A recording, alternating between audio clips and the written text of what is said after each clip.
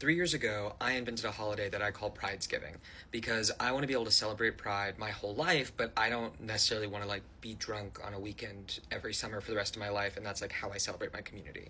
So I invented Pridesgiving, which you probably expect is like Thanksgiving. It's a potluck, and everyone has to share something about like what Pride means to them or share a piece of art or something.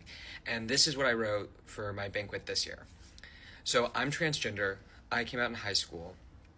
And I was in high school and out the first time Trump got elected president. And the day after the election results, a lot of things got told to me, right? I remember being told in the middle of class that surgery wouldn't fix my mental illness, so I shouldn't worry about it. I remember every teacher having to stop every class to try and calm us down and telling us that, like, Roe would never be overturned, Medicare would never be touched, like, all these things were never going to happen. But the worst thing that was said to me that day was that I was the president of the LGBT club.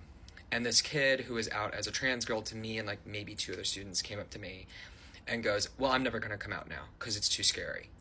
Meanwhile, I was out. I was doing the scary thing.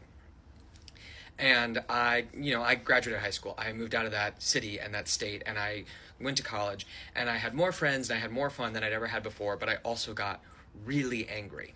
And I was working with a new therapist, and I was talking about how I was suddenly really angry because I still felt like I was not normal. I had always expected that I would get through high school, I would be MLK, Harvey Milk, Ruby Bridges, all wrapped into one, and I was going to change hearts and minds, and I was on the right side of history, and eventually, like, everyone else would become enlightened like me, and I would get an apology, and they would understand what they had done to me.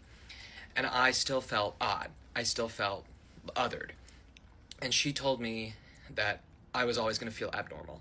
She was like, there may be a world where trans people are accepted, but there are never going to be enough of you that you are not abnormal. You are always going to be odd. And that's something you just have to accept. And also, the amount of true apologies we get in our life are extremely rare. And you are never going to get that from someone you went to high school with. And we tried to process it together, right? And I didn't really process it. I just got really angry and really bitter because I'd run the LGBT club and I had helped people come out to their parents and I had been patient and vulnerable and changed hearts and minds. And I just started to feel really regretful. I was like, I wish I'd just like been way angrier. I wish I'd pissed on the walls. I wish I'd punched everyone who talked to me like that. And instead of being patient, instead of trying to be like the poster boy for trans kids. And a couple years go by. And one day, this girl I don't recognize messaged me on Facebook. And I realized that that girl used to be a boy in the LGBT club. And she's like a DJ now, like she's doing great. And we talk for a little bit, and she like apologizes about like